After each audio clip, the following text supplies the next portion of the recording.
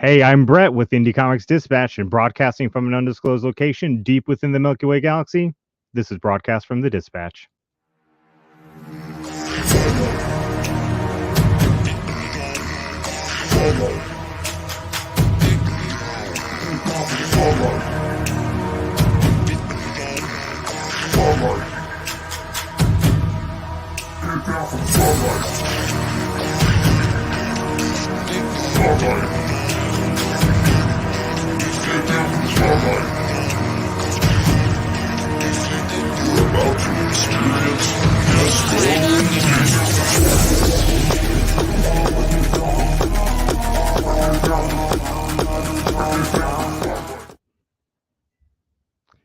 Good evening, sir.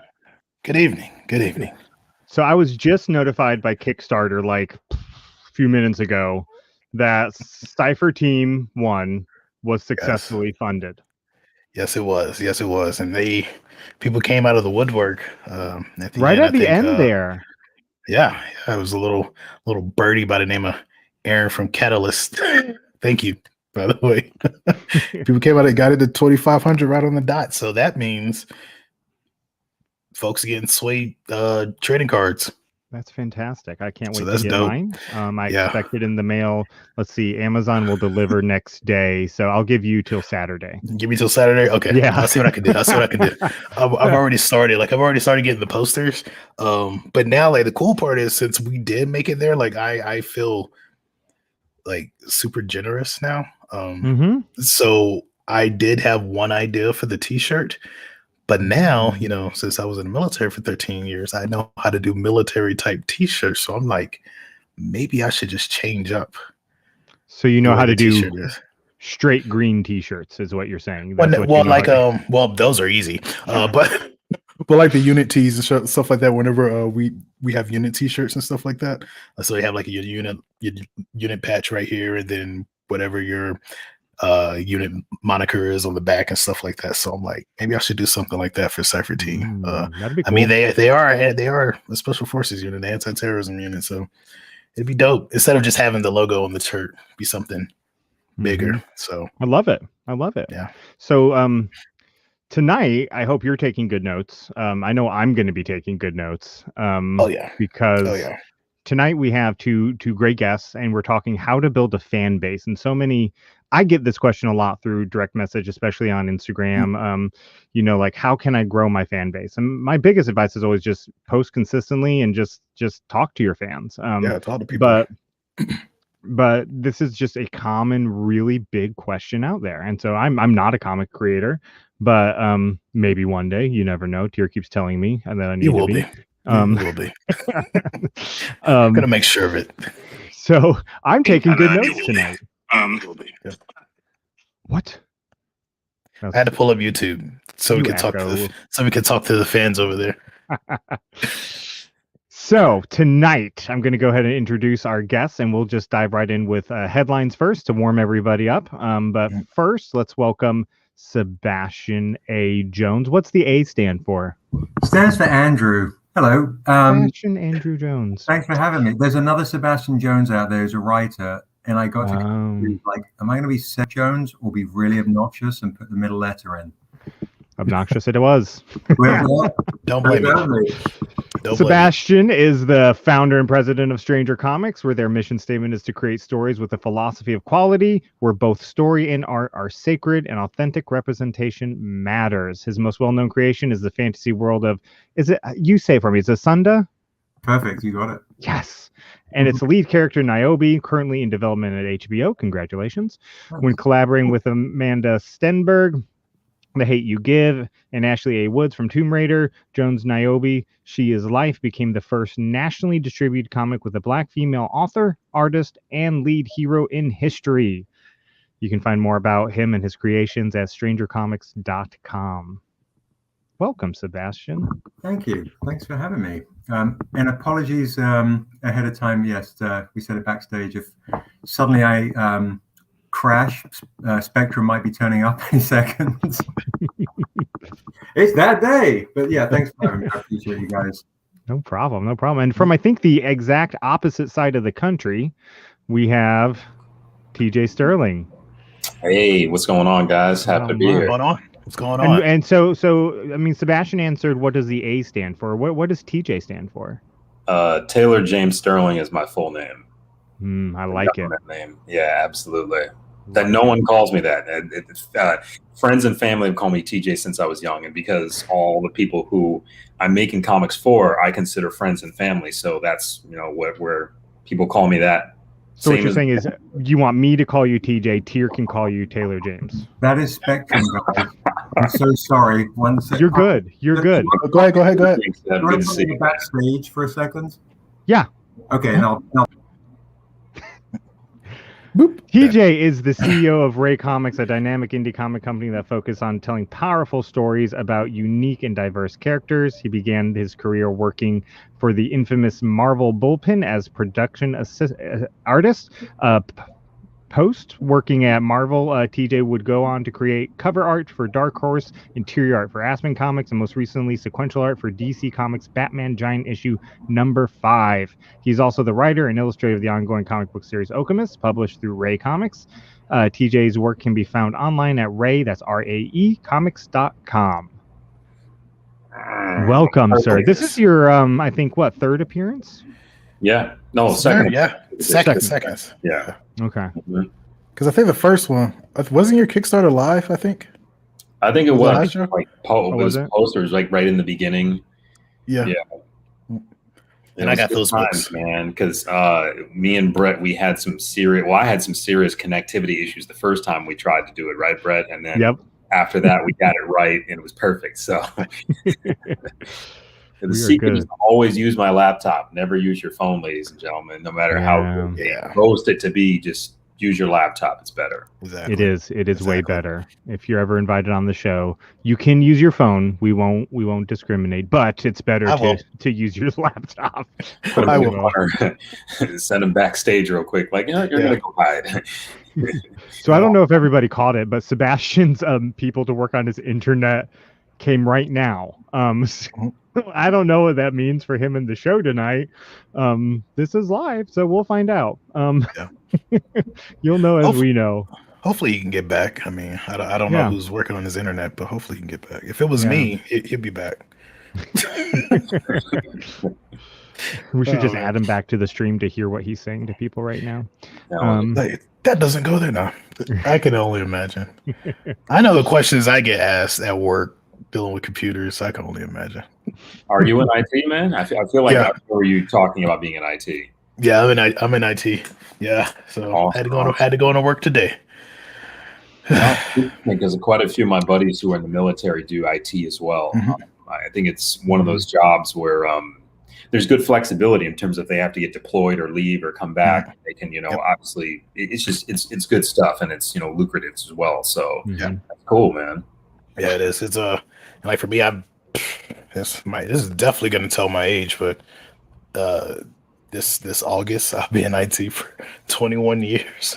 Oh, okay, nice. Wow. You started when let's go. Oh yeah. I started when I was 17, like in IT. Like before that, but I count whenever I was actually getting like a paycheck, so at 17, and then did it in the military too. So I'm very interested in everybody's LinkedIn profile. Let's jump into headlines. My LinkedIn profile sucks now. Let's jump into headlines while we wait on Sebastian to come back, or not. We'll find out.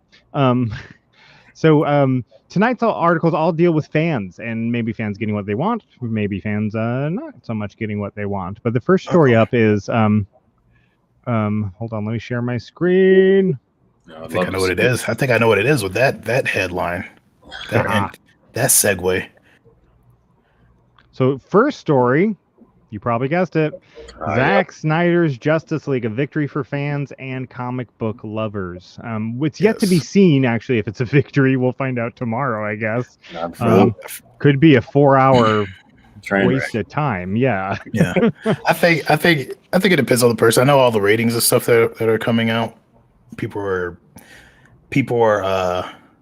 saying it redeems him, and it redeems that. I'm sorry, folks. I know folks love the Justice League. Come on, it redeems that mess. that Yeah, came that out was in a mess. 2017. What's a mess?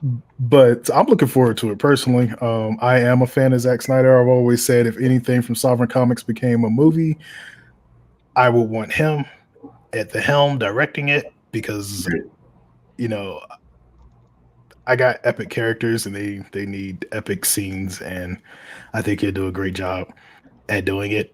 So I'm looking forward to it. I want to mainly because it's a redemption for him, and then if people follow the story from the original and the things that went on there, the things that a lot of the cast had to deal with, what he had to deal with himself, his family, with losing his daughter to suicide. Mhm. I think it's like, you know, it is a redemption story. I think it's what we write about in comics in real life. To be honest with you, you know. So TJ, I'm what are looking your forward to thoughts on the Snyder Cut? To be perfectly honest, I mean, I've loved his style of directing since Sucker Punch, and to me, like, I always envisioned him as like the ideal director for the DC movies. I mean, because to me, his style doesn't seem like Marvel. There's a little more brighter, a little more loose, a little more like relaxed, whereas DC's a little darker, you know, a little edgier. And I felt like his style of directing would have been perfect for it. So when they tapped him to start doing all these movies, I'm like, okay, this is great. He's going to be their guy, kind of like we've had, you know, Jon Favreau with, you know, Marvel for a long time, doing various different things. And now, obviously, the Russo brothers are just that's the group for Marvel that does great movies. So I personally think he will do this thing justice. I mean, I think, you know, no pun intended. Pun totally intended. Totally intended. He's going to do the Justice League movie a lot of justice, and you're right. It's definitely a redemption story. I think he was going through some weird personal stuff, and you know, it's so weird to hear all of this craziness that Joss Whedon had caused on set. Like, it was even a possibility. But I mean, who knows? Hollywood is a weird place, man. Like, it's just so many strange things, and Seb can definitely speak in detail about that. What are we talking about here? We're talking about the Snyder Hollywood Cut and fans getting what they want. And then TJ made the segue to Hollywood being trash. Oh, Hollywood's great. What are you talking about, TJ? Hollywood has like gold stars on the ground. It has fascinating people wandering the streets, like The Walking Dead. You know, there's great Thai restaurants. I think he meant more the industry and versus the actual location. But you know, you do you. I'm gonna go there for the Thai restaurants. Like, why are you in Hollywood for the Thai restaurant? Sebastian. Yeah, and the Kodak Theater, Man's Chinese. I look like what's happening in Ethiopia, man. Oh God, I love the food. Oh yeah, that's a great little spot, man. I was just looking like I look like flock of seagulls right now. I look crazy. But Hollywood, yeah, it's a bit of a minefield, you know. And let's just think, like any kind of any entertainment industry, where you have the opportunity to control a narrative, or any industry that controls a narrative and people's spirit and the intangible will often attract the best and the worst. So I've met wonderful people who have been incredibly supportive, and I've met some, whatever the opposite thereof is. Josh Whedon, I think, is what the opposite is. I'll say it. Assholes. Yeah, exactly. Bottom of the barrel.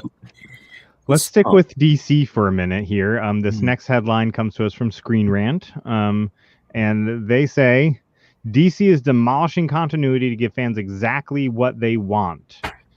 DC demolishing continuity is really nothing new, but they are definitely saying this shit for years. Excuse me. So DC always wins in one way, right? Side, separate, standalone stories. Yes. You know, Batman, Gotham by Gaslight. You know, Superman, Red Sun. Stories that are outside of the continuity that are, again, rooted in just various different subcultures and plots and things that are indicative of the person that's writing it. And they do so well with that. And they have that same success with their animated features. So why do they not just take that and do it to the movies? Like, do a Batman Gotham by Gaslight or a Long Halloween, a section of those different types of movies. And that will bring the fans from that generation, and then maybe, you know, some of the newer Batman fans as well. Like, So I'm really glad they're finally getting it, because so many people have been saying it for years. Yeah. Mhm. Yeah, that's kind of what I thought too. Like even with the Snyderverse and stuff like that. Like, I know a lot of us wanted that to be the main DCEU, and of course, the way I looked at it too, because I'm like, a lot of people couldn't understand. Oh, but they have the TV, so why isn't that Flash in the movie? And I'm like, that's DC. Like, like in short, that's DC. That's how they always work, even in the comics. Like, they are the kings and queens of the multiverse. So I've always looked at it as standalone. So like when they have this new Batman, everybody's like, but how can Ben Affleck be Batman if they have Twilight as Batman? Multiverse, totally different Twilight Batman than is this Batman. Batman. Just you gotta understand how DC works. Like, it's not the same how what Marvel is doing that. And I'm so glad that they are grasping that, because I think for a bit, and you kind of saw it in what Snyder was doing with his movies, because like, he started off strong with Man of Steel, and you saw, okay, this is the route he's going. I love it. And then the studio was like, we got to catch up. And I'm like, no, please, for the love of everything holy, let Marvel do them, and you be that big epic fight scene, dark DC. Just like I've told people before, like a lot of DC stories, everybody said, well, their movies seem dark. I'm like, DC Comics is dark. Like, find me a DC comic where everybody's, sitting in a restaurant, joking it up. You're not going to find that. You're not going to find that in DC Comics. Like, everything is somebody stuffed in a refrigerator. Somebody, there's in the world stuff. Like, and that actually is in a comic. It's a Green Lantern comic where Kyle Rayner, Superboy killing everybody. Like, that's just DC. Their comics are dark. So to see dark movies, I was like, makes sense. But a lot of people couldn't get on that. But I'm glad they're doing that. I'm glad they're breaking away from how do you feel about DC thing. Comics? Yeah, I think when you have an established brand, and your fans expect or intuit a brand that was, you have a certain expectation, like, oh, these are the kind of comics I read, so I'm looking forward to the translation into TV and film. I think brands, though, they ebb and flow depending on who's running a studio and what their kind of personal agenda is. And I think a lot of times as well, nostalgia plays a big part in people when they come into different industries. I think nostalgia is that dangerous friend, and then you kind of insert your own perspective and that what made you tick. And I think we see that a lot in whether it's comics or film, TV, and so on. And the other thing I think is Celeste Cornish, the Cornishes, that couple right there, that's actually, if you recognize that cover, speaking of DC, that is a Green Arrow variant homage for one of my comic books. That was when Speedy was getting hooked, and that was Green Lantern and Green Arrow, and that's me in the corner with a muscle. Anyway, one of those guys looks like you in there. That was me. That is collectors, the first Sebastian Jones collector cover right there. Man. You can't get it on, if we're talking about how to market, you can get it on strangercomics.com. Get the first ever Sebastian Jones on a cover. All right, okay, I'll stop. He never unstoppable, ladies and gentlemen. This guy's a marketing guru machine. But thanks. But I'll say Celeste is amazing.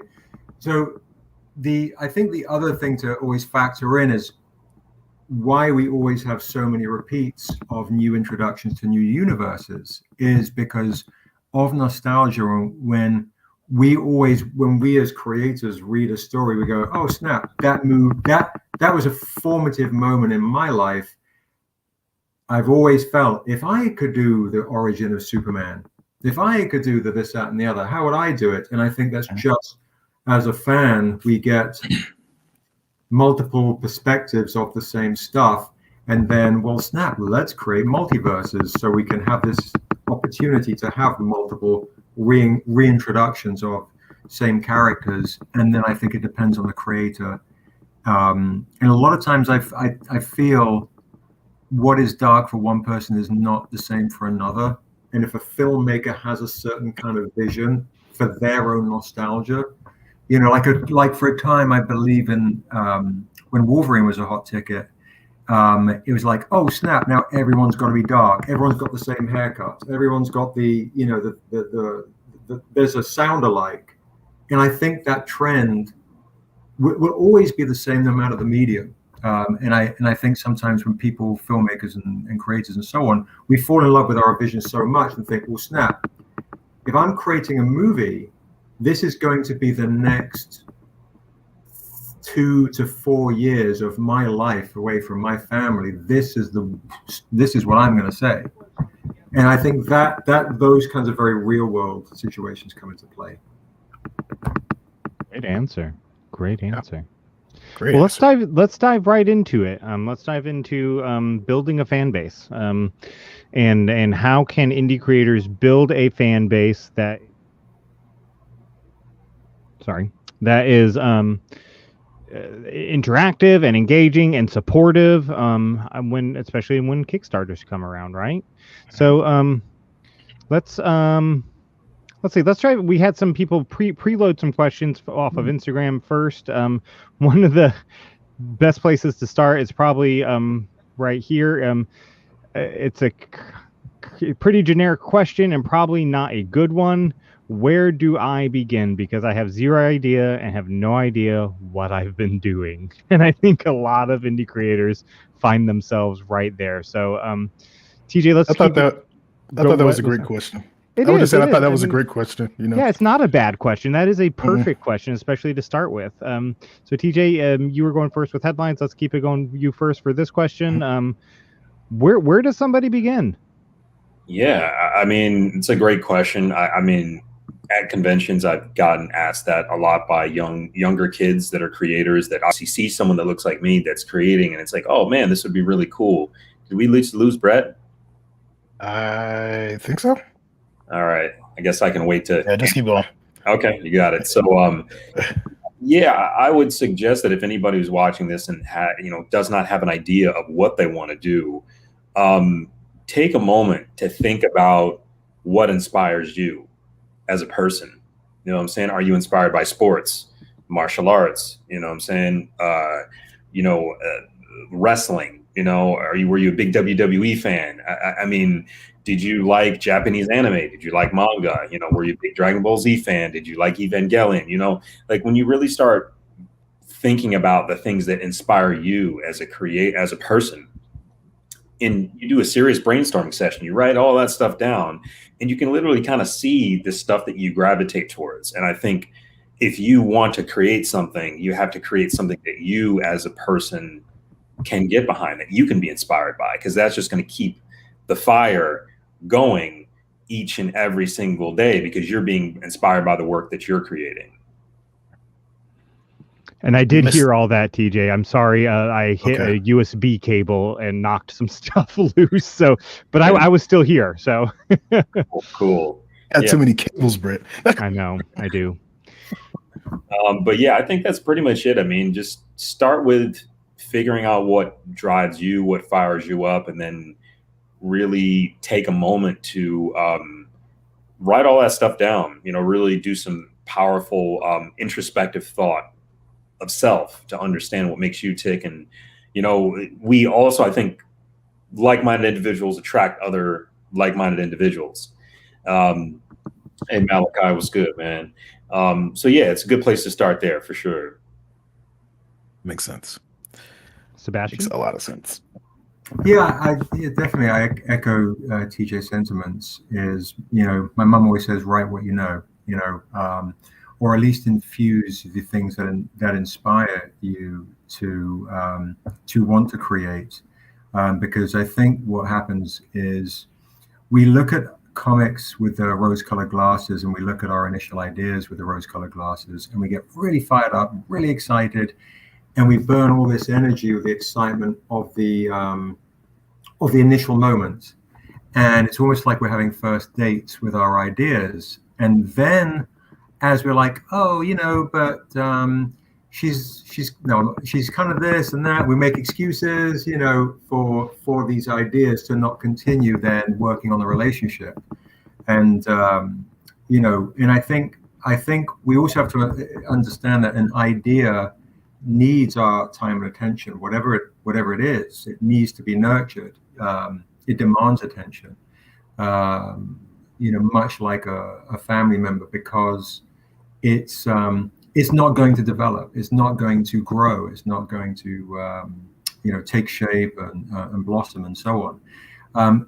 So I think, a lot of people always ask me the same similar questions too. And once you kind of get out of your drive of what moves you, then now we're into the day-to-day craft. We're into the day-to-day of the machine of, if I'm going to take this seriously, I'm going to put my hard hat on, take my briefcase. I'm going to put in the work. If I wait for inspiration, like I did, when I was first dating the idea, then I'm in trouble, because I might get distracted with what's on the game, or whatever the case may be. Or another idea comes along. Oh, let me put this one to the side and flirt with this new idea, because this is now this is now makes me more inspired. And so now I'm over here, and before you know it, you've got multiple ideas in lots of places, and you haven't taken the second step or the third step. And so the great creators, Stephen King to Spike Lee to Hemingway, they all say, Octavia Butler, they talk about like the consistency of the work. You've got to work on your craft as if it is, okay, now it's work. Now it is work. So I think, if you don't take that time and you don't work when everyone else is asleep, or when you come home from work, your job, or, school, or whatever it is, the idea cannot be nurtured and it cannot flourish. And the last point I say, I'll make before I ramble, is people always ask too, what's the best way to start? Is it the character? Is it the world? Is it the group? So if you have the character, it's Legolas. The group is the elves. The world is the Middle Earth. And the answer to all of it is just yes. If you're inspired by a character or a song or an idea or a dream, then you can build around whatever that is. There's never a oh snap, I thought of this character, and now I've got to spend the next 3 years building the world before I start the story. That's absurd. You can be a world builder and then start populating, like Tolkien created languages and build races to speak them, and then build the world, et cetera, et cetera. So for me, I'm always just, whatever moves that first needle, then you just build upon it. Well, and that was actually one of my questions. I mean, this, I sent you the document, but do people bite off more than they can chew with trying to immediately dive into universe building? Do people get stuck in that building process? Yeah, I talk about a lot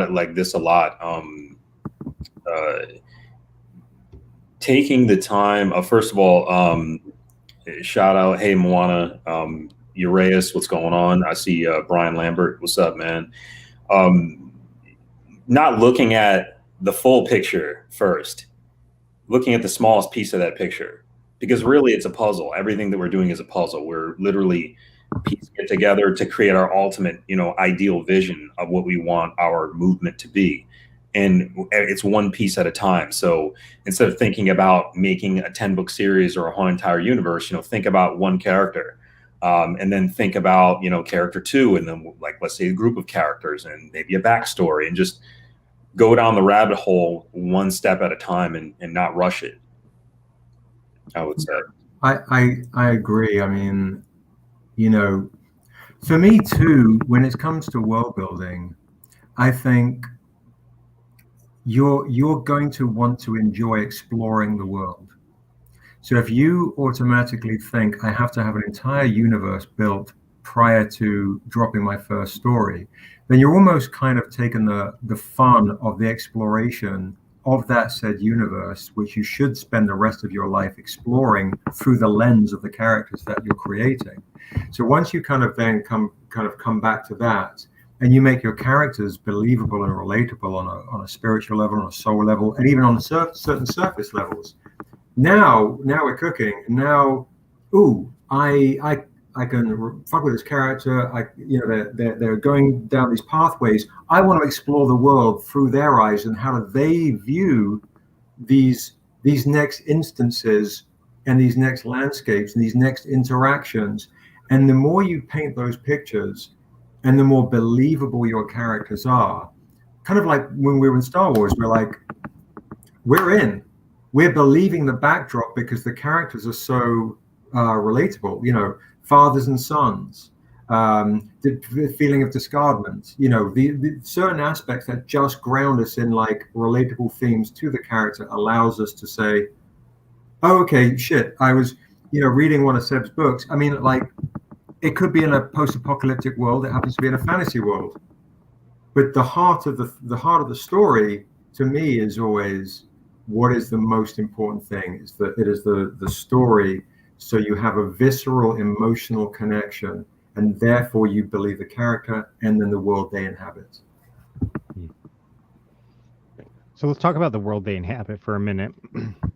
And depicting that world. How important is the art that goes along with the story? Comics is described as sequential art. And so oftentimes the art is the first thing that draws somebody into a story before they ever read your words on the page as a script writer. So how important is the art? Can you build a fan base with okay art? I think it's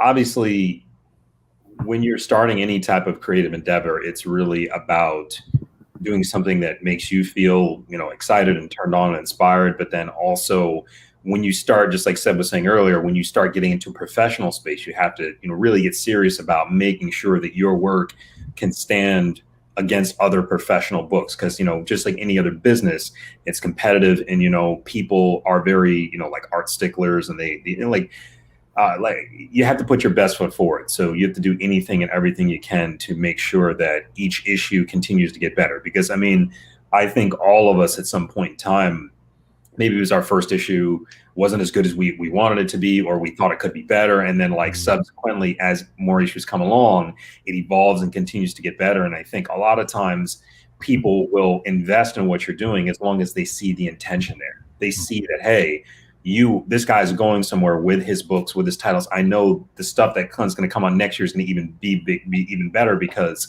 he's concerned about wanting to make it amazing, not only for his company, but for us, the fans who are digesting the material. So yes, I think it's absolutely incredible, super important to have great art. But again, even if it's not great at first shot, if you have the intention for it to be great, it's going to be there because you've already made that choice. Yeah, I agree. I think the way I kind of see it is the love at first sight opportunity, right? It's the first thing you're going to experience.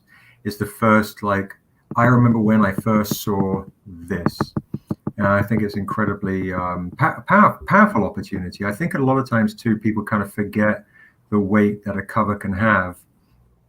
And with that emotional connection to this, like we talk about, what's your favorite cover? What are those types of things? You know, what's going to impact you story-wise, on an emotional level, representation level, all these various things come into play. But I also look at, like, the realities of reading the room is the right now of our world, right? So if you look at basically what's going on with this situation, it's like you're at a con, or you're a computer, and you're like, oh, there's Farmville popping up. Now I got to check Instagram. Now I'm on Clubhouse. Now I'm on Snapchat. Motherfuckers are so desensitized. Oh, I've just been spoiled because I watched a multi-billion-dollar movie. I've seen all the explosions I can handle. I've read all the comics I can read. So at that point, what to me, a lot of times you have to kind of honor the art medium and the craft that there is. Otherwise, the kid who's got $4 or $5 to spend on a comic book, he is used, or she is, or they are used to the billion-dollar corporations paying for the top-level art, and doesn't have the knowledge, and why should they, to then say, well, this is an independent comic, so I'll give them a pass. Because at that point as well, I believe it is our duty to put our best foot forward, to earn someone's $4. $4 is a shitload of money. So I want to put my best foot forward to give them the best experience they can, just on honoring this moment. and also on a professional level, understand this motherfucker is desensitized because we're in the realities of billion-dollar corporations putting out the same price point medium. Mm-hmm. So if they're like, oh, they don't, and they might not know why they don't like the art as much. It's just like, oh, this isn't what I'm used to quality-wise, or whatever their perspective of quality may be. But then something's off, or something's different, or something doesn't fit within their usual, I'm going to spend $4 on this shit. And now at a convention, you can level the playing field. You're like, yo, come over here, blah, blah, talk, and all the rest of it. But, you know, which helped me out a lot because I like to natter. But, you know, when you're looking at comic shops, what's the first thing that's going to grab you? Like, we put a lot of thought into, you know, that specific initial interaction and then trying to honor the art. And then it's up to also, you might have the best vision and hope as a writer or a creator in that, or a publisher, and then the artist might be like, all right, cool, and then peace out after, like I'm fucking done, or now I'm over here, or not inspired. And some are the opposite, like, oh my God, this is a beautiful opportunity for me to not only further my career, but again, we get so distracted with the shiny objects of Hollywood and the big two and this, that, and the other. Mm-hmm. You forget that this is an art form. And like you were saying, but like the sequential to me is so important. It's like you're gonna have beautiful pictures, like editing, but if they don't flow together, then it's like oh, you're watching a movie and then, oh, that was a jolt. And you might not know, or you might know, or the sound was really loud with the music out of nowhere, and then, oh, now I have to turn it up because they're talking. Now I have to turn it down because the fucking music's coming on again. And I think, you know, before I go on a crazy tangent, I'll just stop. But yeah, art's important. Well, to that point, I mean, Tyr knows this. You know that covers are important. He's been redoing his covers with some damn good art, and I think they're really attention grabbing and getting that recognition because the stories inside are amazing. Sebastian, when I told let's flash back probably about a year plus ago, I sent my wife the cover of Niobe Shia's Death, the one that's on the trade. And I said, look at this art. Isn't that amazing? She was like, yeah. And so tonight, yeah, she's like, it's mediocre. No, she's like, no, that's amazing. Tonight, she was like, well, who's on your show tonight? And I was telling her, it's like, I've shown you the cover of this before. He's done Niobe. She's like, that picture you sent to me. My wife does not like comic books and is not engaged, but she remembered that first impression of that cover. Wow. And so that just speaks to it.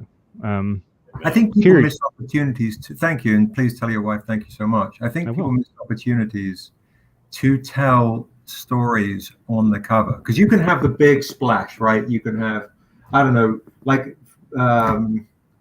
you can have like, okay, so we've got this cover here of Niobe sitting on a rock, and it's very innocent. There's a charm to it. There's a wistfulness to it, and you can kind of tell the story of it. Feels coming of age in a moment alone, right? You've got the new cover we've got here, which is more kind of impactful, and you in a D&D kind of way. We drop everything out, and that's just it. We have this cover here, which is one of my faves, which is, you know, like this conflict between the expression in her face that she doesn't want to have to kill, but she's got the sword and the cut, and it's the moving forward. And then our first cover, we rock this, where you've got the hero of the swords and the hand of the hand of the devil holding him. So you've got the two images in one, like what is going on here? You've got lots of different ways. And I wanted to play on themes of duality of spirit. So Niobe here has got the angel and the demon that is erupting from her, like, oh shit, why? And themes that we can all relate to, you know. So I think that, you know, and then you can play with different things like, okay, well, that grabs people because it's the Biggie Smalls variant and we're doing it for the culture. So you've got different ways to kind of draw people in. Each cover's got to me be, you know, a story or a representation of the spirit of the movement that you want to put forward. Tyr, do you want to? We're talking about covers for a minute and how they can grab you. And what kind of reactions have you gotten on your updated covers from your fans in particular? They've loved them. You know, a lot of my covers were filled, which yes, and anywhere we do fill. So my issue one covers were horrible. Just starting out, even though I've read comics my whole life, I didn't fully understand the importance of a cover. I guess like I had my ideal towards it. Like I was, because the majority of my books are team books. So I was like, hey, my issue ones, I want the team up there so people will know who to expect in this book. However, the way they were presented, because we did the same thing with issue 3 of Ayamo Stigmata, and I don't know if you have that cover anywhere, Britt. We did the same thing with Ayamo Stigmata, where the team's fighting, the protagonists are fighting against the antagonists, or at least I don't want to call the main team the protagonists because they kind of walk a gray line, but they're fighting against each other, so it's a team cover, but it makes sense. Brett was one of the first ones to tell me, hey, you should probably jazz up your covers a little bit, because he was like, because I sat on this book and didn't open it because the cover didn't grab me. But when I read it, the story was amazing. And that's when I clicked. I was like, he's right. So after that, I started with Ayamo Stigmata issue 2, which that cover was recently copied. But hey, thank you. Homage. It was a homage.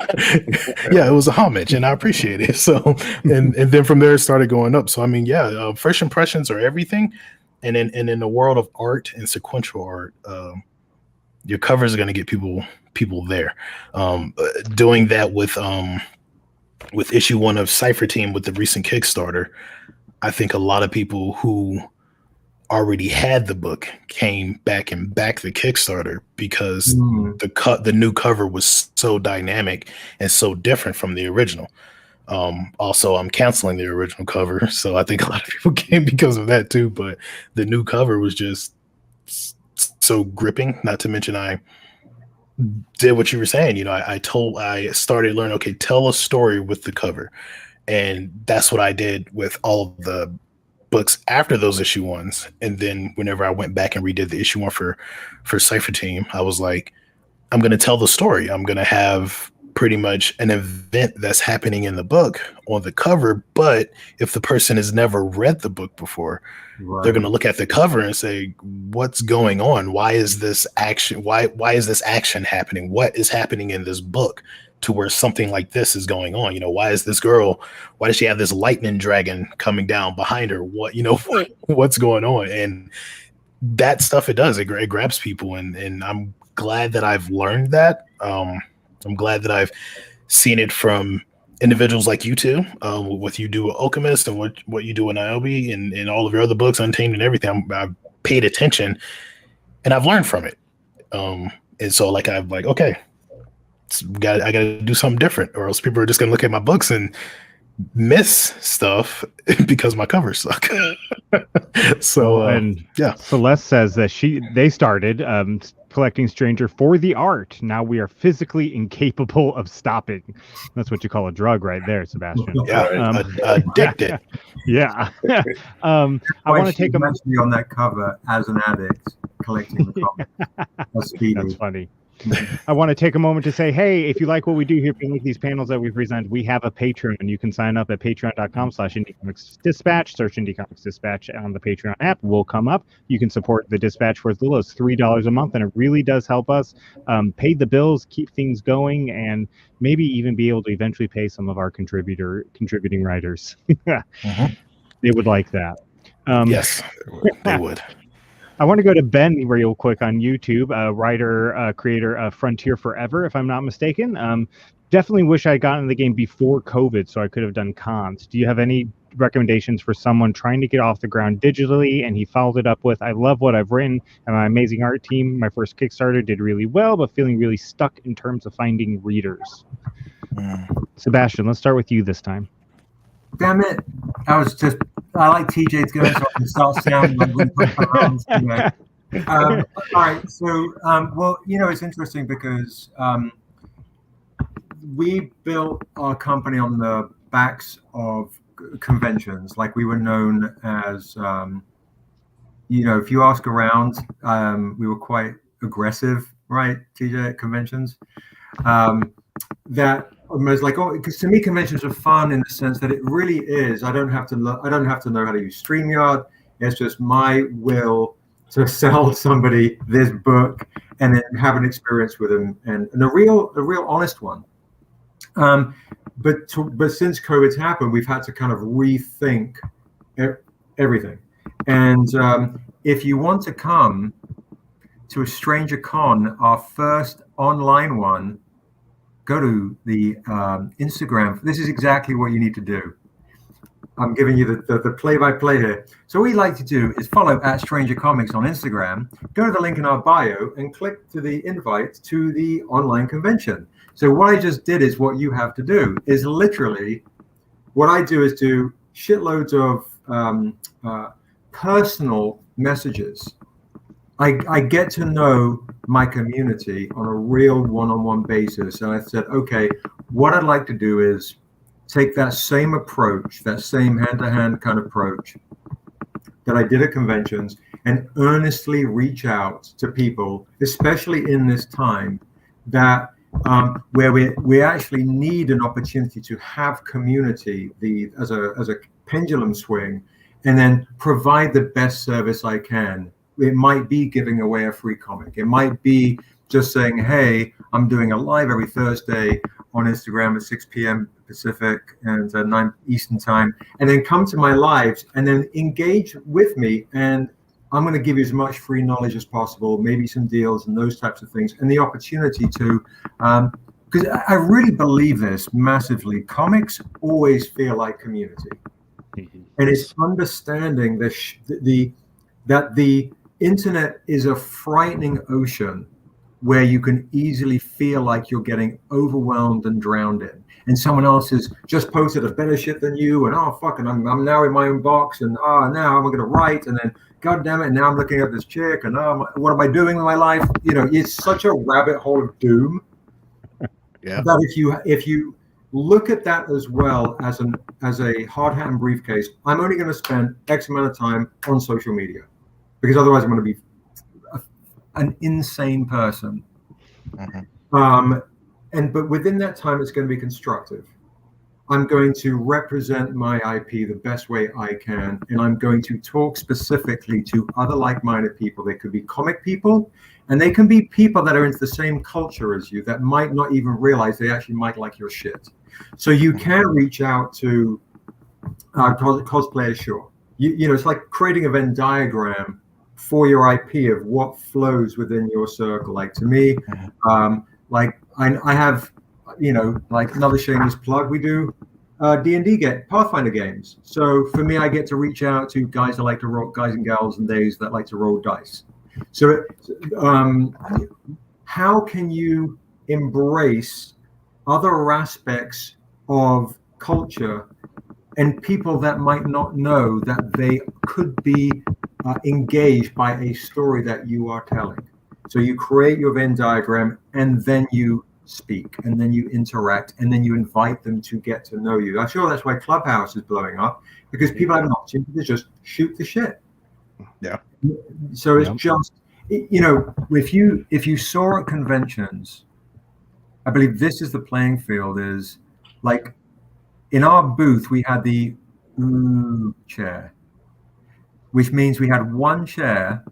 We have a big booth, and if any of my workers sat down, it was like, ooh. So we could get to engage with some. As I got older and no one was looking, I'd like squat for like 5 minutes, eat half banana, and then back in. But this is the reality: is it's the opportunity for you to engage. And if you're not passionate about your shit, if you're the benefit too for and I'll shut up in a second, but the benefit I think too for online folks, I know my strengths and weaknesses. I struggle with turning a computer on. I'm the least tech handyman in the universe, but I'm very confident in chatting in real time. That's one of my strengths. The beauty of the internet, which has been tough for me, is it does level the playing field a lot for folks that might not be so gabby and can interact as well and engage as well from the comfort of a keyboard. So you have to put you look at that as much as your idea. You do 3 hours a day on your creating. You spend X amount of days on talking and engaging, and you cannot have the right where I can get away with I don't know how to hang a painting up. You cannot get away with, oh yeah, I'm just not good at the social media thing. Yeah, you can't. It's a fucking social media world. So Yep. engage however you need to rock it. Agreed. That was a Malachi, lot of knowledge. the one bringing. Yeah. Hopefully I hope y'all. button. Exactly. I hope y'all had a pen and paper for that, and if not, this will go. This will be on YouTube later. Yeah, this will or download the podcast. Right. This is a study guide, man. Holy crap! Yep. If you guys so true too, I want to just to finish it off, it was a learning thing for me, to be honest. Right. So I've got a decent following, and not as good as some, better than others, and but it was a learning curve for me to suddenly say, okay, I've got to now do a weekly live. God help me, a weekly live in my phone, look at this phone this close and then go, how am I going to engage on a weekly live? What am I going to talk about? What can I talk about? Do I sound interesting enough? Yeah, of course I do. Do I sound interesting enough for an hour or two and explain my creation process and how it reflects my spirit with the outside world, and can I talk about relevant themes that engaged me to create this stuff enough? Can I give readers good deals?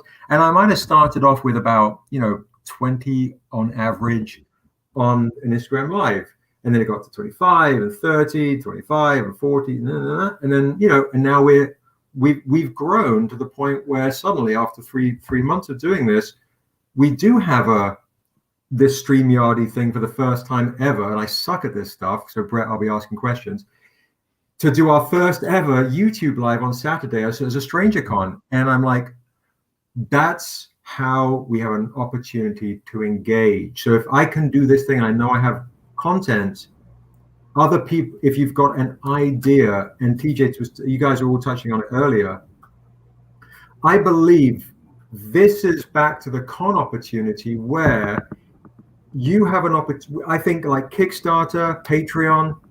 If I back a Kickstarter, I'll be straight up. I could barely give a fuck about the creation. If I like you, I'm gonna fuck with you. If I think you're just someone that is really going for it and you're doing your best, putting your best foot forward, I'm gonna support.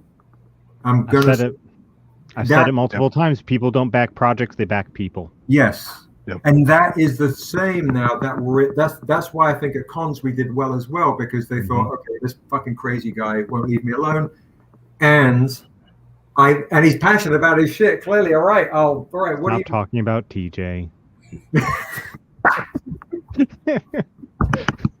I mean, how can you not be passionate about TJ? Look at him. So yeah. TJ, anything you want to add to that? Yeah, man. Shoot. So it's a great question. I think that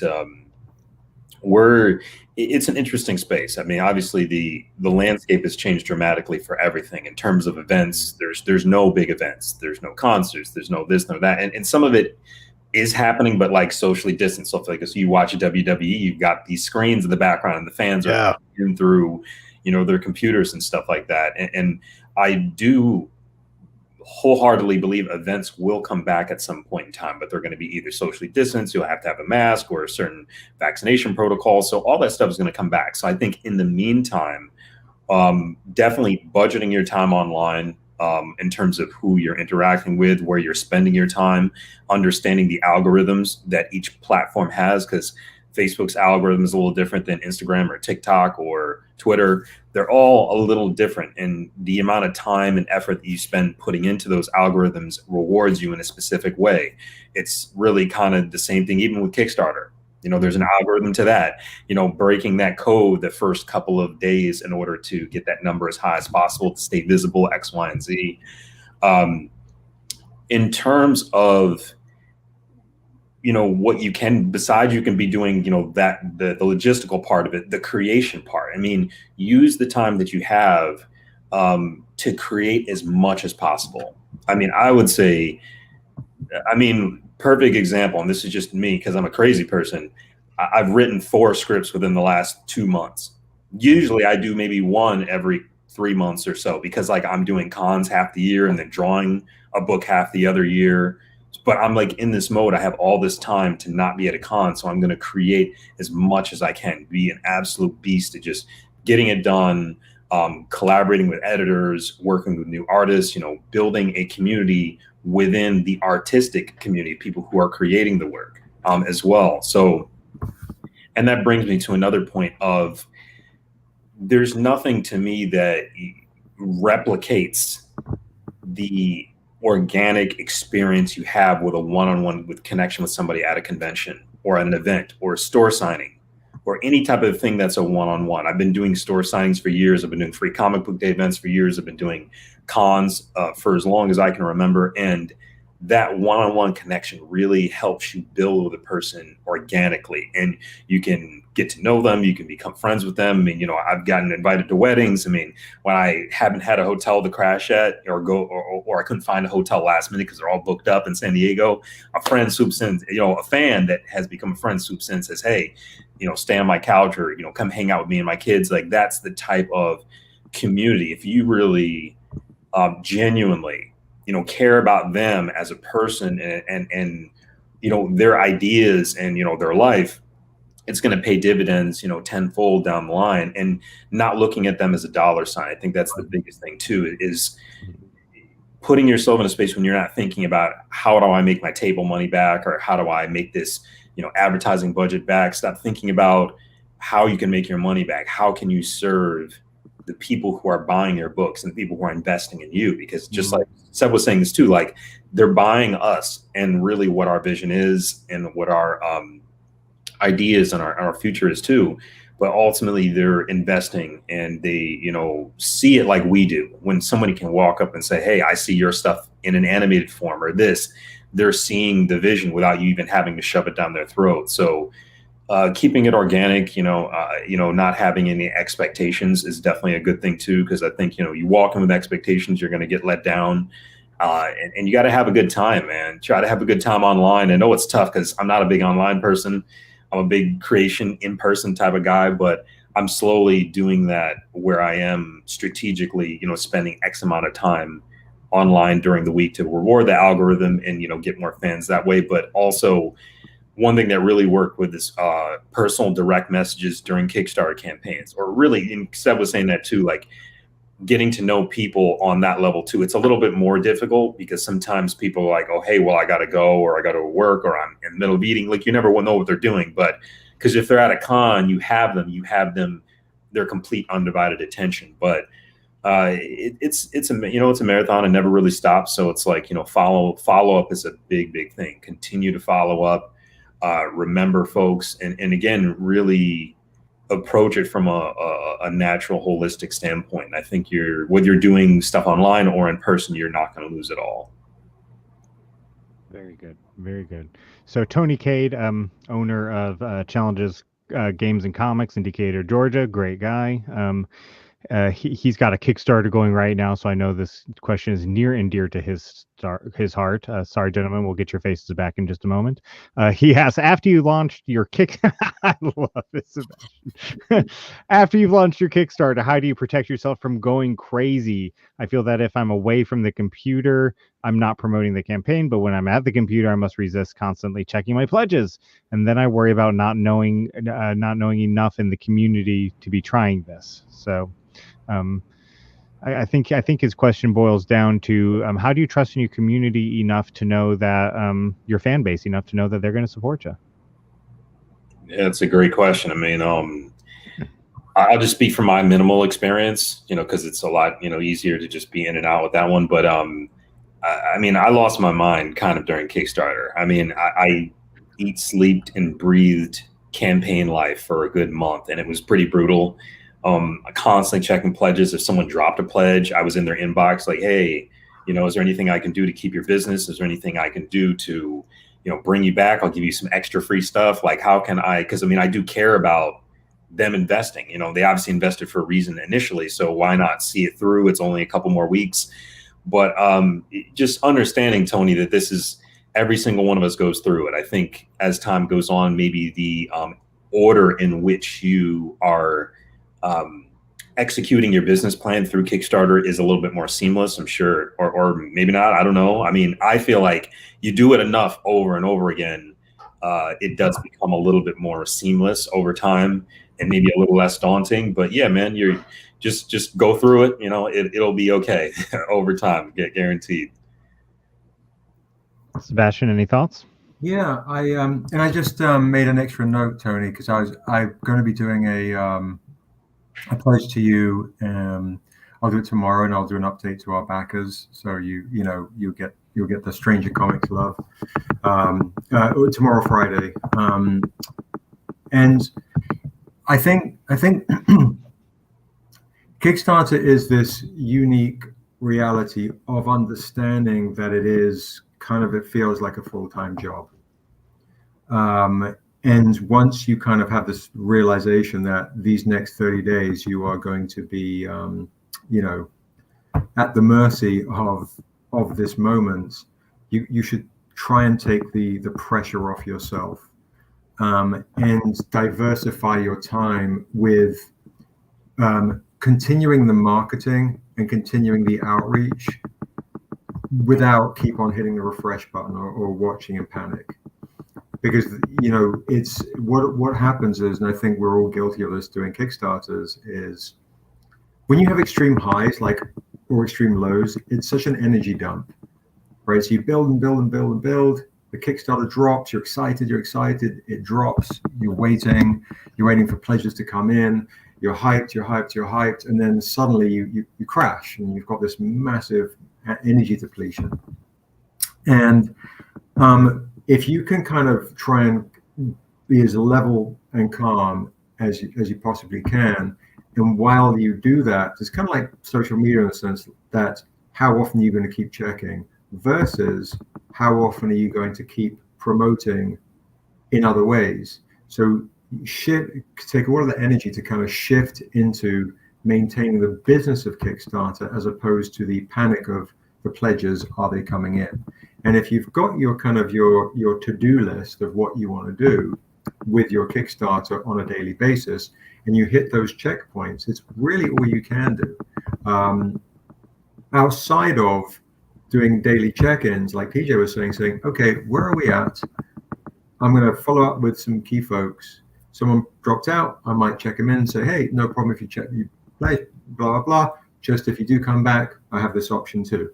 And you've got to maintain that sense of Zen spirit.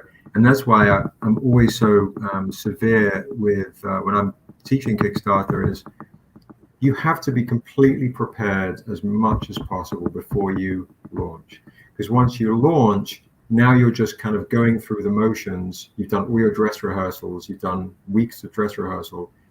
And now you're going through the motions of, okay, I've now got to reach out to these people. I'm now going to reach out to these people. Now I'm going to do the update. That is the new thing reward I'm dropping, the new add-on I'm dropping, the new this I'm dropping. That should be your kind of your time spent, and then how you can get other guys with big Kickstarter followings to do updates to their followers at key points within your Kickstarter. So hopefully, here's a moment where that bolsters you up. So it just really comes down to the best planning, and even if you haven't planned the best during the Kickstarter, spend the energy and the focus on maintaining your day-to-day business of the Kickstarter, of your promoting and your outreach. If you're just sucked into checking, it's going to drain you emotionally and health-wise. So make sure you got enough food in the fridge. You got some smoothies. You got some fruit. Protein bars. Yeah, all that shit. Because it's kind of like back in the days when you're playing a video game and you're playing Bard's Tale and you're like, holy shit, I've been playing this shit for like 3 days solid, and now I'm waiting for the load screen. I guess I'm gonna have a snack. It is that marathon. Absolutely. Very good. Brian Lambert, Wingless Comics, says, I've had multiple lengthy convos online with TJ. He always drops these gems. Sebastian is the same, reaches out and keeps contact. That's a great quality for a creator. Thank you, gentlemen, for being that's one thing that, as we were preparing to have you both on the show, multiple people reach out, but they're just really nice guys who love other creators. And I don't know that in the indie comic game there's anything better to be said about you, really, than you support other creators, and that's amazing. I want to switch to a question that came in on Instagram. We are over an hour mark, or we usually try to keep the show to an hour, but it's a great conversation. We've got a couple more questions I want to get through. So as long as everybody's okay with staying on just a little bit longer, we'll keep going.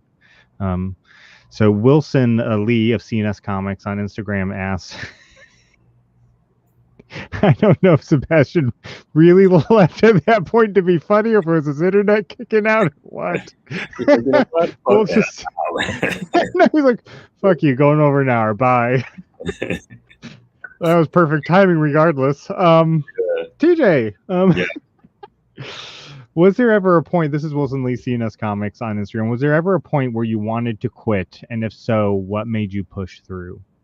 Yeah, man. I mean, I'm from Michigan, and I'm an Eminem fan. So like, I always think of like the Lose Yourself track, and it's like, you work so hard for something for years, and every artist has this, like, if you're really truly like a perfectionist, Adam Hughes, who I admire immensely as an artist, calls it the Vincent Van Gogh gene. Like, you absolutely despise the work that you're doing to a point of almost detriment. Like, you're almost at this like edge where you're like, you know what, like, I made this stuff and I don't really like it, but I know I have to do better. So it's like this itch, and like, I always have to up it the next time. I always have to do better next time. I have to have a better offering, and it can drive you to a point of insanity if you allow it. So it's kind of like, how do you take a step back and kind of just look at what you have and say, you know what, I've been doing a lot, and pat yourself on the back for a little bit, and then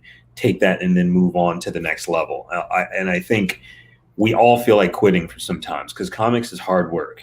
Anybody who produces a monthly title or a consistent title will tell you it's a very grueling job. Whether you're writing, editing, it costs a lot of money to make. I mean, I was having a conversation with another creator about this, that like, the saving component is a big deal. I mean, I think for me, because when I first started in the indie space, like, Kickstarter wasn't really a big thing at the time. So I was just basic save my money, put a project out, get all the money back from that initial investment through selling the books, and then put it back into the business. So there are times like, man, this costs a lot. Like, I don't know if I want to continue to do it, because when you think about business, I mean, I think you think about the American structure of business, right? It's like, create a concept, an idea, and then outsource it to where it's cheap and inexpensive, and then bring it back here and, shoot the price way up. The Apple mentality, many businesses have done this for years. So it's like, how do I keep operating income or whatever the expenses are to get started that very, very low, and then I can jack up the price later. But comics aren't like that. You can't go to another country and get it super, super cheap. Every once in a while, you can find somebody who's lower, but again, you might also compromise on the quality with a choice like that. So I personally feel like, don't give up if this is something you really, really love, but also be very realistic with yourself, because I think what I've seen in the comic industry for a long period of time, and this is not me trying to be negative, I'm just trying to be factual, that there are people who look at it as a hobby. If you look at comics as a hobby, you might not necessarily belong in this space, because there's a lot of people who do not look at it as a hobby. They look at it as a very, very serious endeavor, that they know that, hey, at some point in time, that I'm going to be able to feed my family with this money. I'm going to be making lots of money with licensing deals and TV and film and all these different projects. So their level of intensity is really that much different than somebody who's just doing it for fun. Now, again, if you're doing it for fun, great, still do it, but just understand. Yeah, be upfront about it, right? Like, this is fun for me. This is a hobby. Absolutely. Yeah, I love that. Tyr, what about you, man? Ever a point you wanted to quit? Oh yeah, I'm not even gonna lie. Like, I think we all have gotten there. I've gotten there a couple of times. Honestly, I think the last time I went through that again was when all of this stuff kicked off. But then I just looked at it and Mutant Glue, the cosplayer that I sponsor and stuff, I had talked to her about it. So it's kind of good to have a circle, a group of people that you can go and talk to. So I talked to her about it, and she was just like, "Why? All the stuff you've done, you're just gonna stop?" And I thought about it. I was like, you know what? She's absolutely right. Like, I've really have come way too far. I've already bled, sweat, cried, literally stayed up 24, 48 hours. And y'all know what I'm talking about. Like, because I still have a main job. Like, I'll be here writing a script, turn around, start inking comic book pages, and then Just change up. look at the clock and it's like, damn, I gotta go to work. But it's like, You know, you don't talk to kids time when they don't, Yeah. right? You still got to nurture them. Exactly. It's a Exactly. good years of nurturing. Exactly, and that's what I went through, and like now I'm seeing everything grow, and I'm seeing the fans come in, and what you both were saying earlier about that like I just started my weekly show, my Silver Soul Live, which is I do that Fridays, Friday nights I go live, and it started off with maybe 3, 4, or 5 people. Now it's like 20, up in the 20s. And I think honestly being on this show and working with Brett with Indie Comics Dispatch was one of the things that kind of helped me to just go ahead and push it, because I started learning more. But yeah, it's for me, it's a thing. It was never a hobby, honestly, because I even changed my degree field so that I can supplement this company. I started off in media arts animation, which I have my associates in, but I was like, I'm going to change that. And I went and got my bachelor's in business development and my MBA in marketing, because I wanted to have that knowledge to supplement this company, because maybe eventually I'll probably get to a point where I can hire marketers where I don't have to do it anymore, because that's the life. I just want to concentrate on writing. But you're right. What you were saying, TJ, like when you're looking at it as a business and not a hobby, that's that other push, forward, because then you're like, it's more of a slap in the face too. Like if you do just say, I'm done, I quit, I'm finished. Cause it's like my friend Mutant Glue said, like, what have you been doing? Like, you've been doing this, you've done all of this and you're just going to quit, So that's kind of the thing that kind of pings for me. Like every time I feel like, oh man, people really aren't reading the books, that message will ping, and I'm like, eventually they will. I have fans now. I'm concentrating on them. So it's a little bit I've been there too, right? It's like just seeing that this is going to happen, and like making the choice in here that I know this is going to happen, and just rocking with that, not even seeing an option B, which is kind of exactly. It's like hyper visualization, if you will. Mm-hmm. Sebastian, I'm glad you're back. I said, is everybody comfortable staying on another hour? And you were gone, or not another hour, but past 1 hour, and you were just gone. So we were like, well, if Sebastian said, fuck that, and just left. I gotta eat dinner. Two, the question was from Wilson Lee, CNS Comics. Have you ever felt like quitting, and what did you do to push through? So let's get your take on that before we move on. Yeah, for sure. I mean, I think there are moments where you just think, it's a very hard industry.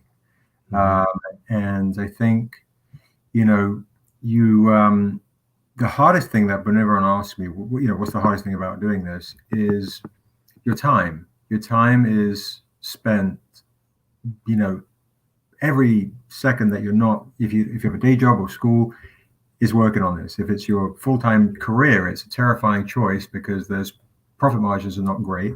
So you spend even more time somehow. And then you're taking time away from your family and people that, that you love, that also feed your spirit and nurture you. And then, more importantly, you're taking time away from them having time with you. And that's hard. That's where guilt sets in. And, and I'm following my dreams, but they might not be. So then I think what happens for me is, if I don't, while I'm working on this shit, put every single ounce of my spirit into this, I'm dishonoring my family. I'm dishonoring them. And I'm dishonoring the creation and the opportunity that maybe it's a gift that we've been given to tell stories that can uplift or change or whatever the shit is, So for me, there are moments now and again when I'm like, I'm not spending enough time with my son. And my moral obligation surely should be to spend all the time with my son. And so these are kind of like real, like it's if I was to be very honest and vulnerable, these are the hardest decisions. But then, am I being selfish to say I want to leave a legacy for him? Is it for him or is it for me? I can say it's for him, but I am trying to fulfill this drive within. But there are definite times where I'm like, I could be on a fucking peach farm picking peaches, kicking it and eating pie, and not stress the mammoth undertaking of comic publishing and selling and being on social media, because those kinds of realities really hit home, and the financial stresses, they're real. It is you grow and you continue to grow, so you have to accommodate your growth or you're in trouble, and that therefore has a further financial responsibility, and so on and so on. And then it's a lot of pressure. And the more you grow, then the more people work for you, and then they have their lives. And so suddenly you're like, whoa, shit, I'm responsible for a lot of motherfuckers. How can I have to honor that. So yeah, there are times where I'm like, those fucking peaches are really good. But then, but I think if you're being honest with yourself, you've also got to be a fighter. And I don't mean you have to be into fisticuffs and that kind of shit. I mean you have to be a fighter of spirit. Like, you will get kicked the fuck down all day, every which way. You'll be fucking torn apart, with fucking cunt critics. You'll be torn apart with people being petty and insecure with their shit and then putting it on you. You'll be torn apart with your own judgment of your own material. You'll be like kicked down all the time. As a comic creator and publisher, I think you're kind of, what you're made of, because you've always got to get off the floor and swing. And so if you're gonna go, I believe it's your responsibility, right? If you've got this gift from God or whoever the fuck you believe in, it's your shit to basically put forth the story you have to tell before someone else tells it. Because how many times we were like, oh shit, I had that fucking idea, that motherfucker. But what were you doing with it? Yeah, I wanted to quickly say something to Seb's point, that it's like anything worth having is, there's challenges involved. Like it's not going to be handed to you like on a silver platter, like it's going to be all peaches and cream and hunky fucking dory. Like, it's literally going to be a difficult, if you really, really want it, you're going to be tested to see how much you want it. Yep. That's awesome. It's like a saying that I have too. Like I was telling myself whenever I first started, and it's funny because I fail, and sometimes I even got to remember that. But I used to tell myself if it's too easy, it's not worth it. Yeah. And that's what I used to tell myself all the time. All day. And I found myself telling myself that again. Like every time I get hit that brick road, like I remember, not brick road, but freaking concrete wall, really. But like I remember what my friend said, and then I'll say to myself, if it's too easy, it's not worth it. Like you said, like if it's not going to be handed to you, you got to go and take it, or fight for it. Amen. So last question, and then we'll wrap up here. And if you're out there listening, again, after this is over, we're going to go and record a bonus segment for patrons only. So if you want that, you have to sign up as a patron. The question that we're going to be talking about when we go over there, if you want to hear TJ's and Seb's answer, is one concrete step a creator can take today to build a better fan base. So we're going to talk about that, but not on live. That's going to be in the Patreon only bonus segment. Oh, man. I know, right? The knowledge with that. Yeah, right. So patreon.com/indiecomicsdispatch. As little as $3. I tell you what I'll do too, Brett. For everyone that jumps over to your Patreon or who are on this live, you can get Niobe Shear's Death issue 1 PDF for free. And So- I'll second that with Okemos issue 0, the first one, for free. Look at that. If you sign up, you're Yes. going to get Niobe. Do you say She Is Life or She Is Death? We'll do the new one. We'll do the Shear's Death. It's fucking She Is cool. Death, issue 1, and Okemos issue 0. 2 patrons, PDF copies. You can only get it if you're a patron. So you got to head over to patreon.com/indiecomicsdispatch. Little as $3. You're gonna get 2 comic books. And actually, we just dropped a PDF. Was it yesterday or today, Tyr? I think it was yesterday. CNS Comics. Yeah, I don't remember. Yeah, CNS Comics. That was yesterday. Tales of the Star, issue 1. That you get that also. So you get 3 comics, 3 digital comics. Are you out of Yamos Stigmata? No, we still got those to go out. You get a physical copy too if you're patrons 11 through 20. We got some comments for y'all. That's some stuff, folks. Thank you, gentlemen. Thank you. Man, pleasure. So the last question, and I like ending with this, especially following up the what you do when you want to quit, because I think every single one of you, even Tyr said, we all make mistakes. What was the biggest mistake you made early on? Oh, wow. I mean, the biggest mistake that I made early on was walking into an event or a convention and being super concerned about the numbers. I mean, I had issues with printers in the beginning. I mean, I had issues with artists. I mean, I had one artist who was working on one of my initial books and went to a rave party and, was crowd surfing and then broke his back, and like some of the wildest shit you could think of. Like I've got this book I'm trying to put out, and all these weird little derailments started happening. And that to me was minuscule, because when I would walk into a convention and I was constantly thinking, hey, I spent all of this money to get out to San Diego Comic-Con, to have a table, and, hotel rates are double during that time. And, you spend X amount of dollars to get there, and you are constantly thinking, hey, I really have to make this money back. And when you put yourself in the space of just having to make money or commoditizing the experience, then you're giving yourself a serious disservice, and you are going to not have a good time, and B, the people who are going to be meeting you are going to sense it. They're going to feel like, hey, he doesn't want to connect with me, or this person doesn't want to connect with me for an organic purpose. So understand that hey Greg, what's up, man?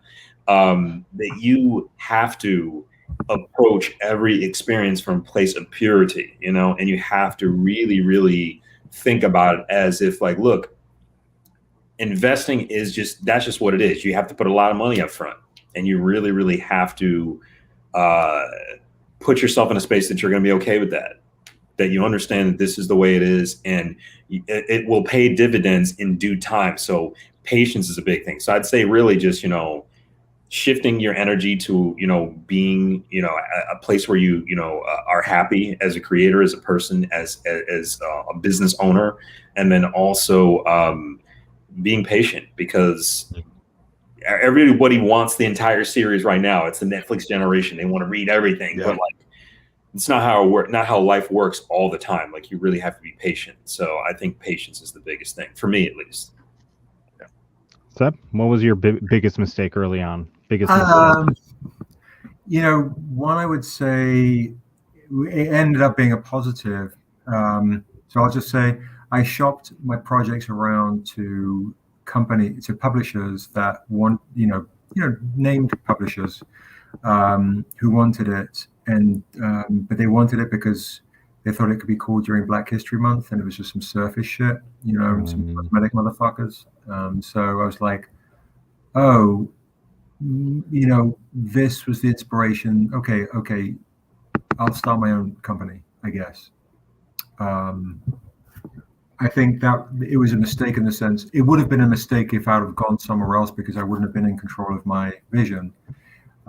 Even if it was painstakingly expensive and difficult, and all the various trials and tribulations, which are many. Then I think the next biggest mistake was I tried to do too much too soon. and I was like, I've got a big universe. I'm going to come out with multiple books at the same time. Oh boy. I believe that was the biggest mistake I made personally, because you can choose to react. You can't necessarily, like I've chosen, I'm not going to throw anyone under the bus, but you can work with the wrong people that can like, oh shit, that was a mistake. But I think inherently my biggest mistake that I'm in control of was I was like, oh yeah, I've got these ideas. An IB idea, I got a diesel idea, I got this idea or that idea, and like, oh shit, wait a minute, I can't afford to promote all this shit. I can barely, eat my ramen. Like it's if I'd have just, I feel like if I had just started with just one and made sure that was just the primo, and then really then laterally focused was understanding to navigate the complexion of financial obligations each step of the way. If I'd had a better sense of that understanding, but luckily and through a lot of hard work, we managed to just about come through. And then like some books took years before they came out. I might have started with issue 1 and like, oh shit, that might take a few years before issue 2 comes out. I just better like not let anyone know issue 1's even there. Surprise, 4 issues. Yeah. We just came up with these 4 issues. Oh yeah. I love it. Dan, I do want to say thank you to Dan Schmidt, author of Worms Crawling, which is a fantastic book if you have not read it. Worms Crawling by Dan Schmidt. He just became our newest patron. So Dan, you'll be getting stuff if you're out there again watching. There's quite a few of you watching right now. So if you sign up for patreon.com/indiecomicsdispatch, we'll pop the banner right up. And you get some cool digital comic books. You get Niobe She Is Death issue 1 digitally. You get Okemos issue 0 digitally. You get Tales of the Stars issue 1 already on there that you can access. Plus, you'll get the bonus question from our guest tonight. What is one concrete action creators can do right now to start building their fan base? And we're going to go record that right now. Everybody out there, thank you so much. Sebastian and TJ, thank you guys for tonight. It's an awesome night. I love it when we go over an hour because it means the conversation is just too good to stop. And so, gentlemen, thank you for that. Appreciate the Stranger Comics has a con coming up this Saturday. We're going to have a special guest there to help cover it and report on indiecomicsdispatch.com after the fact. So be on the lookout for a full report from Indie Comics Dispatch on Stranger Con coming this Saturday. And then Tyr's we usually mention Tyr's Kickstarter again, but it finished. It's done. And so it's done. Wait for the next one now. Go. Yeah, it's finished. I'll see you all in April with another. Gentlemen, comics have another one coming up in May as well, so we're working on that. Cool. Yeah, man. Awesome. Exciting. Very awesome. Fantastic. We'll be on the lookout for all those Kickstarters. Speaking of cons, next Wednesday night on Broadcast from the Dispatch is Con Night. We have a couple people who host and put on cons. We have Virtuous Con and Onyx Con organizers who are going to be on to discuss what it takes to put on a con, both virtual and in person. So tune in next Wednesday to get the ins and outs of cons. Gentlemen, Sebastian, TJ, thank you guys again for being on here tonight. We really, really appreciate it. Everybody out there, thank you. Thanks for having us, guys. Thank you. We'll see y'all next week. Our pleasure. Later, everybody. Take it easy, folks.